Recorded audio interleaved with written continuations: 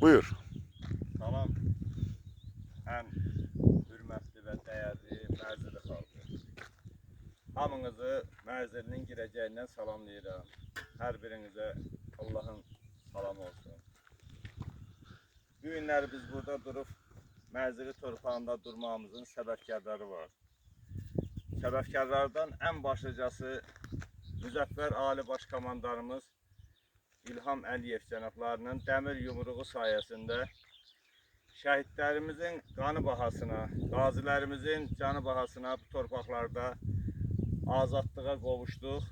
Bugünkü gündə azad yaşayırıq, sərbəst yaşayırıq. Şükür bu günümüzə. Mən arzu edirəm ki, bizim gələcəkdə Mərzili cəmaatımız, ağsaqqallarımız, ağbirçəklərimiz bu yoldan gəlib dönüb Mərzili kəndinə getsinlər və orada onların həmişə xoş günləri olsun, xoş saatları olsun. Həmişə burada cəmaatlıqda Mərzili xalqı, cəmaatı deyək də, biz böyük bir toplumuq, böyük bir xalqıq. 10 mindən artıq bizim əhalimiz var.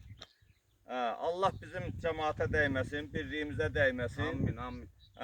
Bizim cəmaatın həmişə xoş günləri. Bizim burada Mərzili kəndində böyük ağsaqqallarımız olub, hörmətli ağsaqqallarımız olub, alimlərimiz olub, bizim elmlər namizədlərimiz olub. Bu torpaq, bizim bu torpaq, Mərzili torpağı çox müqəddəs insanlar yetişdirir.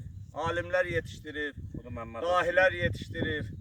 İndi bir adını çəkmirəm, onların ən başlıcası Xudu Məmmədov kimi dünya səviyyəli alim yetişdirir.